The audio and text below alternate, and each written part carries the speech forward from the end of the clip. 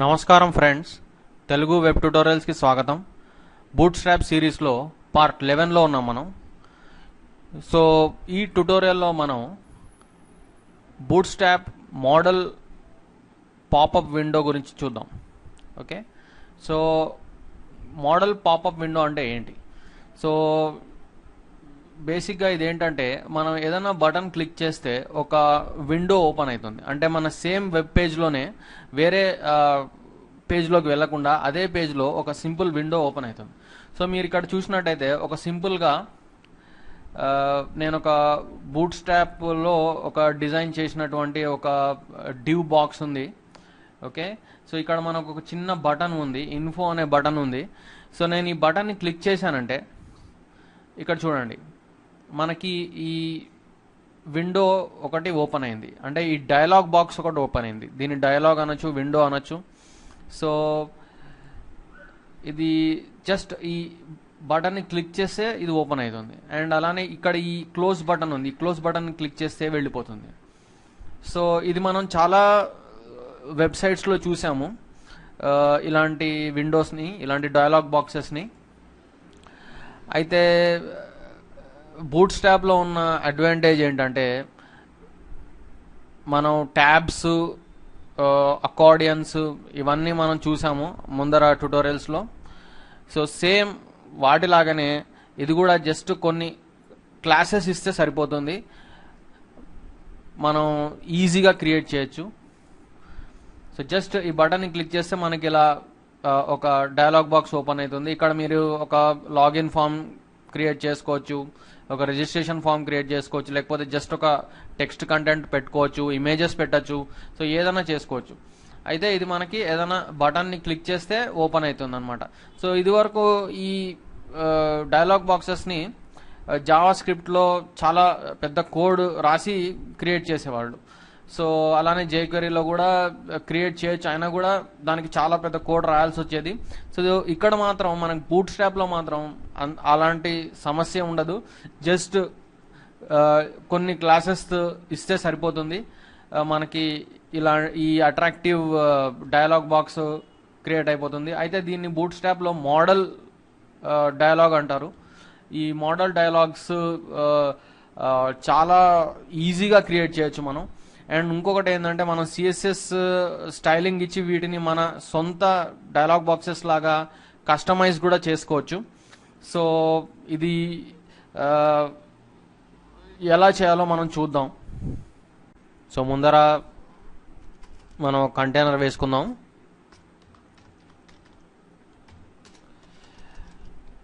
So ఈ కంటైనర్లో మనం ఏం చేద్దామంటే, ఫస్ట్ డైలాగ్ బాక్స్కి వెళ్ళే ముందర ఒక డివ్ వేసుకుందాం.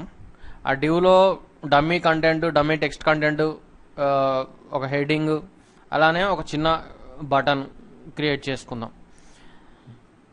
ఓకే, సో అది క్రియేట్ చేయడానికి మనం ఏం చేద్దామంటే, కాలమ్ క్లాసెస్ పెడదాం.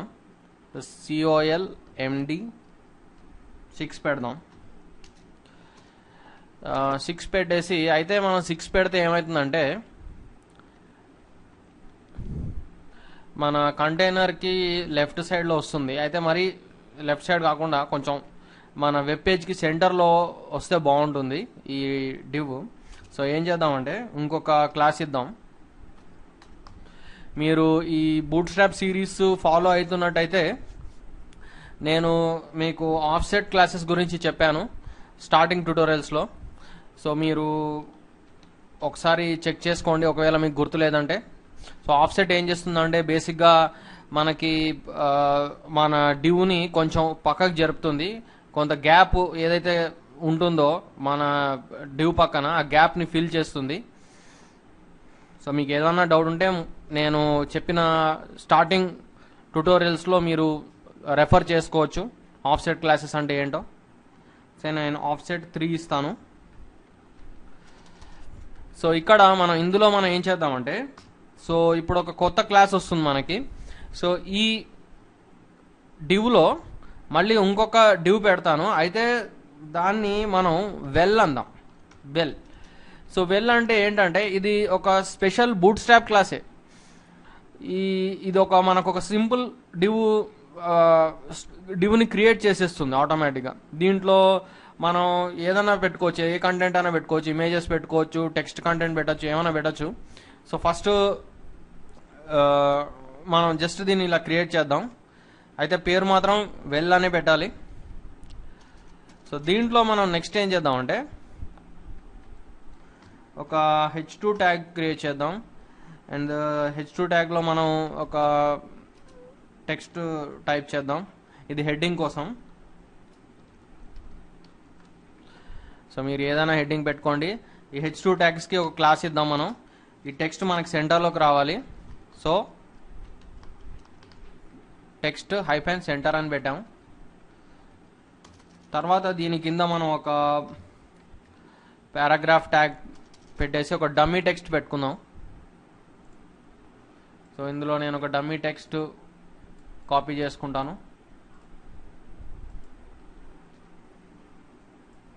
ఓకే. సో తర్వాత ఈ హెడ్డింగ్ అయిపోయింది, ఇక్కడ డమ్మీ టెక్స్ట్ అయిపోయింది. కింద ఒక చిన్న బటన్ తయారు చేసుకుందాం మనం. ఓకే. సో బటన్ ఏం తయారు చేద్దాం మనం? బటన్స్లో మనకు చాలా రకాల బటన్స్ ఉన్నాయి. బూట్ స్ట్రాప్లో ఇన్బిల్డ్ బటన్స్, మన బటన్ క్లాసెస్ చాలానే ఉంటాయి. అయితే మనం ఒక ఇన్ఫో బటన్ క్రియేట్ చేసుకుందాం. సో జస్ట్ ఈ బటన్ ట్యాగ్లో type is equal to button. అలానే మనం నెక్స్ట్ ఏం చేయాలంటే దీనికి ఒక క్లాస్ ఇవ్వాలి బటన్కి. మనకి బటన్ క్లాసెస్ చాలా ఉంటాయి. అది నేను మీకు ముందు క్లాసెస్లో ఇంకా చెప్తాను. సో బేసిక్గా నేను ఒక ఇన్ఫో బటన్ క్రియేట్ చేద్దాం అనుకుంటున్నాను. సో దానికి మనం btn -info అని పెడదాం. సో అలానే ఈ బటన్ ట్యాగ్స్ మధ్యలో ఇన్ఫో అని పెడదాం. ఓకే. ఒక్కసారి మనం ఇది ఎలా వచ్చిందో ఒకసారి చూద్దాం అవుట్పుట్.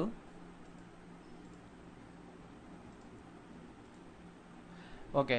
సో మనకు ఒక సింపుల్గా ఒక డివ్ క్రియేట్ అయింది. దాంట్లో డమ్మీ టెక్స్ట్, అలానే హెడ్డింగ్, అలానే ఒక చిన్న బటన్ క్రియేట్ అయింది. అయితే ఈ బటన్ని మనం ఏం చేద్దామంటే రైట్ సైడ్కి తీసుకెళ్దాం. సో నేను మీకు ముందర ఒక ట్యుటోరియల్లో ఒక క్లాస్ గురించి చెప్పాను. అదేంటంటే pull-right. సో ఈ పుల్ రైట్ ఏం చేస్తుందంటే బటన్ని రైట్ సైడ్కి తీసుకెళ్తుంది. సో ఒకసారి మనం సేవ్ చేసి అవుట్పుట్ చూద్దాం. ఓకే, రైట్ సైడ్ వెళ్ళింది. అయితే ఒక ప్రాబ్లం ఏమొచ్చింది, ఇది మరీ మన డివ్ బయటకు వెళ్ళిపోయింది. ఈ బటన్ మరి డివ్ బయటకు వచ్చేసింది. సో మనం ఏం చేద్దామంటే ఈ డివ్ కంటైనర్ లోపలే ఉండాలి ఈ బటన్.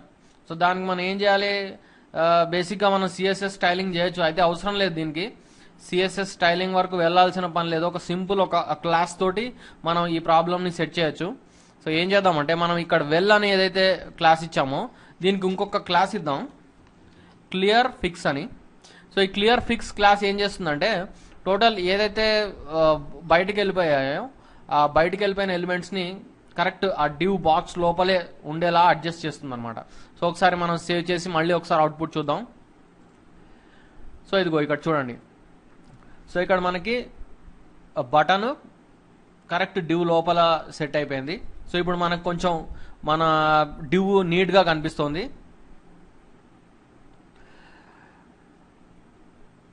ఇప్పుడు మనం ఇక మన మోడల్ డైలాగ్ క్రియేట్ చేయడం స్టార్ట్ చేయొచ్చు. So first model dialogue create చేయాలంటే ఫస్ట్ స్టెప్ ఏంటంటే మనం డేటా అట్రిబ్యూట్స్ ఇవ్వాల్సి వస్తుంది. ఎందుకంటే ఇది జావా స్క్రిప్ట్తో క్రియేట్ అవుతుంది అనమాట ఈ మోడల్ డైలాగ్ అనేది. సో మనం జావా స్క్రిప్ట్ కమాండ్స్ ఇవ్వాల్సి వస్తుంది అనమాట. సో అవి ఎక్కడ ఇవ్వాలి, మనం ఈ బటన్ దగ్గర ఇవ్వాలి. సో ఈ బటన్ దగ్గర మనం ఏం చేద్దామంటే data -toggle is equal to, so మనం ఏం చేద్దామంటే మోడల్ అని ఇద్దాం, డేటా -toggle. సో ఈ డేటా టాగుల్ అట్రిబ్యూట్ మనం ఇప్పటివరకు కవర్ చేసిన ట్యుటోరియల్స్లో చాలా వాటిల్లో చూసాం మనం. సో ఇది చాలా కామన్గా వాడాల్సి వస్తుంది. సో తర్వాత ఇంకొకటి డేటా టార్గెట్. డేటా టార్గెట్లో మనం ఏం చేయాలంటే ఒక ఐడి ఇవ్వాలి. మీరు క్లాస్ కూడా ఇవ్వచ్చు, అయితే బెస్ట్ మనం ఐడి ఇద్దాం. సో హ్యాష్ మోడల్ అనే ఇద్దాం. ఓకే, ఇది ఏం చేస్తుందంటే మన మోడల్ డయలాగ్ని టార్గెట్ చేస్తుంది అనమాట.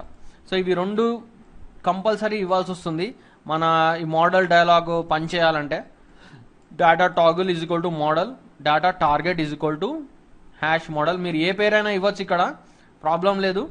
అయితే మీరు ఇక్కడ ఏ పేరు ఇచ్చారో మన డైలాగ్లో కూడా అదే పేరుని మనం రిఫర్ చేయాల్సి వస్తుంది.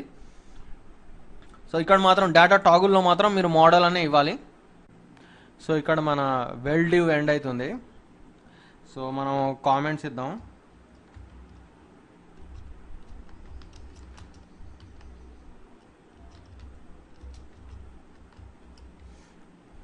ఓకే, సో ఈ వెల్ డివ్ అయిపోయిన దగ్గర మనం మన మోడల్ డయలాగ్ స్టార్ట్ చేద్దాం. సో దీనికి ఫస్ట్ సింపుల్ క్లాస్ మోడల్ అని ఇద్దాం. తర్వాత దాంతోపాటు మనం ఒక ఫేడ్ అని ఇంకో క్లాస్ ఇవ్వాలి. అదేవిధంగా ఒక ఐడి కూడా ఇవ్వాలి. సో ఈ ఐడిలో మనం ఏమి ఇవ్వాలి, ఇదిగోండి ఇక్కడ మనం డేటా టార్గెట్ అని ఇచ్చాం, డేటా టార్గెట్ హ్యాష్ మోడల్ అని ఇచ్చాం. సో దీన్ని మనం రిఫర్ చేయాలి. సో ఈ డేటా టార్గెట్ అంటే ఈ డేటా టార్గెట్ ఈ ఐడిని టార్గెట్ చేస్తుంది అనమాట, ఈ ఐడి డివ్ని టార్గెట్ చేస్తుంది. సో మనం ఏం చేయాలంటే మోడల్ అని ఇవ్వాలి. సో ఇది దీనికి ఈ డేటా టార్గెట్కి కనెక్ట్ అయి ఉంది అనమాట. ఓకే, తర్వాత మనం ఈ డివ్లో మరికొన్ని మోడల్ క్లాసెస్ ఇవ్వాల్సి వస్తుంది. సో ఫస్ట్ మనం ఏం చేయాలంటే స్పెల్లింగ్ కరెక్ట్గా ఇవ్వాలి.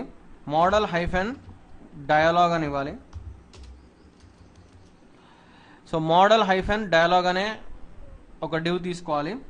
ఇందులో మనకి మోడల్ హైఫెన్ కంటెంట్ అని ఇంకొక డివ్ వస్తుంది అనమాట. సో ఫస్ట్ మోడల్ డయలాగ్, తర్వాత మోడల్ డయలాగ్లో మోడల్ కంటెంట్, ఈ రెండు మోడల్ అనే యాక్చువల్లీ మెయిన్ డివ్లో ఉంటాయి అన్నమాట. సో ఈ మోడల్ కంటెంట్లో మనం మరికొన్ని మోడల్ క్లాసెస్ తీసుకోవాల్సి వస్తుంది. అంటే ఏం లేదు, ఒక heading, body and footer. So మనకి ఆ మూడు ఈ మోడల్ కంటెంట్లో వేసుకోవాల్సి వస్తుంది. సో దాన్ని ఏమంటారంటే మోడల్ హైఫెన్ హెడర్ అని అంటారు. సో దీంట్లో నేను ఒక H3 ట్యాగ్ తీసుకుందాం. సో H3 ట్యాగ్లో మనం దీనికి కావాలంటే ఒక క్లాస్ ఇద్దాం, టెక్స్ట్ హైఫెన్ సెంటర్ అని. సో ఇక్కడ మనం ఏదన్నా రాసుకోవచ్చు.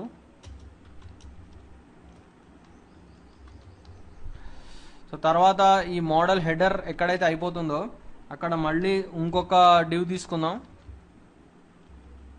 దాన్ని ఏమంటారంటే దానికి మనం మోడల్ హైఫెన్ బాడీ అని ఇవ్వాలి. సో ఈ బాడీలో మీరు ఏమన్నా రాసుకోండి, ఇమేజెస్ పెట్టండి, లేకపోతే టెక్స్ట్ పెట్టుకోండి. సో మనం సేమ్ డమ్మీ టెక్స్ట్ పెట్టుకుందాం.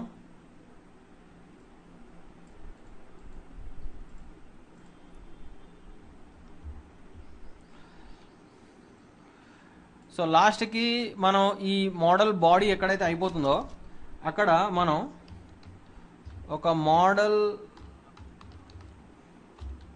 ఫుటర్ అనే క్లాస్ తీసుకుందాం, మోడల్ ఫుటర్. సో ఈ మోడల్ ఫుటర్లో మనం ఏం చేద్దాం, ఫుటర్లో కూడా మీరు కావాలంటే ఏదైనా ఇమేజెస్ కానీ కంటెంట్ కానీ పెట్టుకోవచ్చు. అయితే మనం ఏం చేద్దామంటే ఒక బటన్ పెడదాం ఫుటర్లో. ఈ బటన్ ఏం చేస్తుందంటే మన డయలాగ్ బాక్స్ని క్లోజ్ చేస్తుంది అనమాట. సో నేనేం చేస్తానంటే ఇక్కడ ఒక బటన్ క్రియేట్ చేస్తాను ఈ ఫుటర్ లోపల. సో ఇక్కడ దీనికి type is equal to button అని ఇద్దాం. సో అలానే మనం దీనికి క్లాస్ కూడా ఇద్దాం,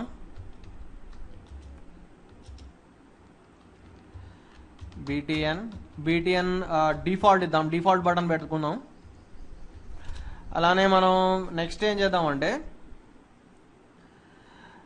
దీనికి ఒక డేటా అట్రిబ్యూట్ ఇవ్వాల్సి వస్తుంది.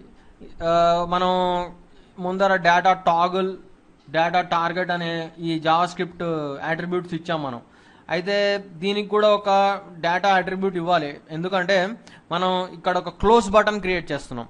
సో ఆ బటన్ని మనం క్లిక్ చేస్తే ఈ డైలాగ్ బాక్స్ క్లోజ్ అయిపోవాలి. సో మనం ఏం చేద్దామంటే డేటా డిస్మిస్ అని పెట్టాలి. సో డేటా డిస్మిస్ అని ఒక ఈ జావా స్క్రిప్ట్ కమాండ్ ఇవ్వాలి.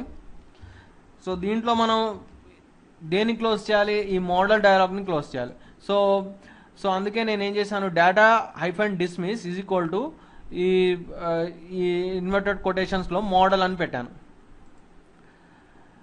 అండ్ మనం ఏం చేద్దామంటే ఈ బటన్కి క్లోజ్ అని పేరిద్దాం.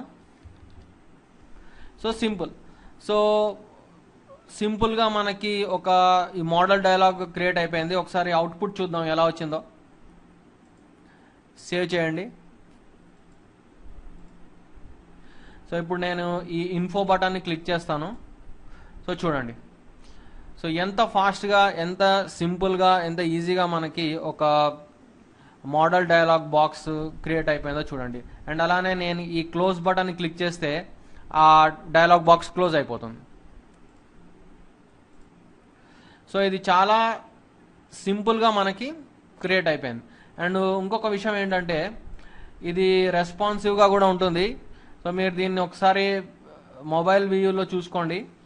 సో చూడండి, ఆటోమేటిక్గా ఇది మొబైల్ వ్యూలో కూడా మనకి కరెక్ట్గా కనిపిస్తోంది.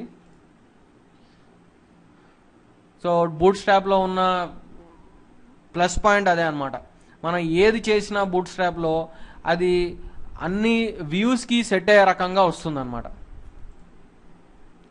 సో నేను ఒక్కసారి ఏం చేశానో ఒకసారి చూపిస్తాను.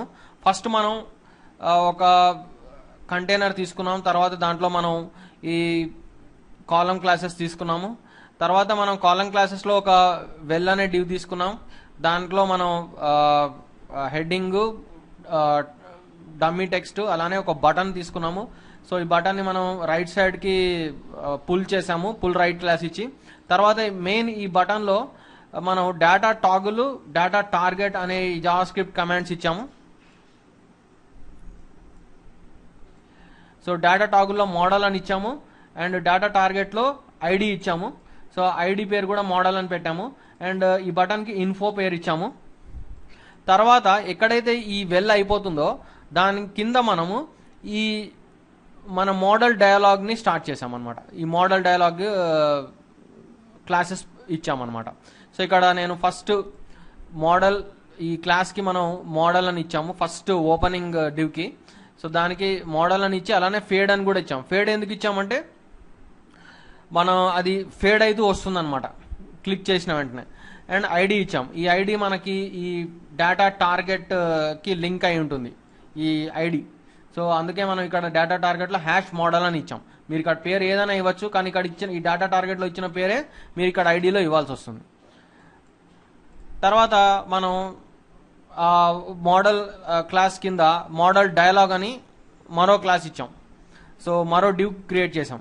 అంటే మోడల్ డివ్ కింద మళ్ళీ ఒక మోడల్ -డైలాగ్ అని ఇంకొక క్లాస్ అనమాట. సో దాంట్లో మళ్ళీ మోడల్ కంటెంట్ అని ఇంకో డివ్ పెట్టాం. సో దాంట్లోపల యాక్చువల్గా మన కంటెంట్ మొత్తం మన హెడ్డరు, బాడీ, ఫుటర్ ఈ మూడు మోడల్ కంటెంట్ అనే డివ్లో వస్తాయన్నమాట. సో మనం వీటిలో మీరు హెడ్డర్, బాడీ ఇవ్వకపోయినా పర్వాలేదు. జస్ట్ మీరు కావాలంటే ఏదైనా బాడీ ఒకటే ఇవ్వచ్చు, హెడర్ ఒకటే ఇవ్వచ్చు, ఫుటర్ ఒకటే ఇవ్వచ్చు. అయితే మోడల్ కంటెంట్ వరకు మాత్రం మీరు కరెక్ట్గా క్లాసెస్ రాసుకోవాలి. సో ఈ మోడల్ కంటెంట్లో మనం మోడల్ హెడర్ ఇచ్చాం.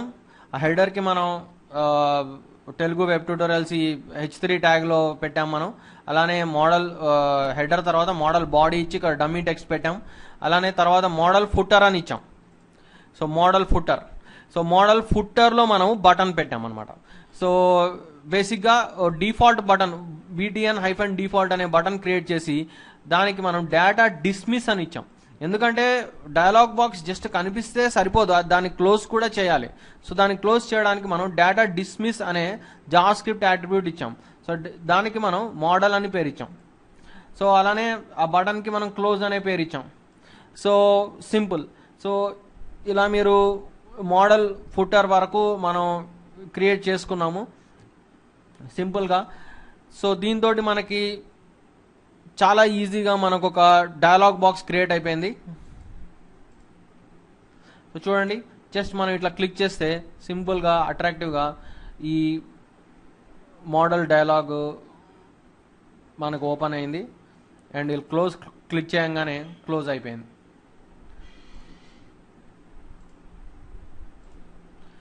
సో జస్ట్ మనం కొన్ని క్లాసెస్ మెన్షన్ చేస్తే సరిపోతుంది, మనకి ఈ అద్భుతమైనటువంటి ఈ మోడల్ డయలాగ్ క్రియేట్ అవుతుంది. సో ఈ ట్యుటోరియల్ మీకు అర్థమైంది అనుకుంటాను. సో మీకు ఎలాంటి డౌట్స్ ఉన్నా నాకు మెయిల్ చేయగలుగుతారు. So once again thank you very much for watching.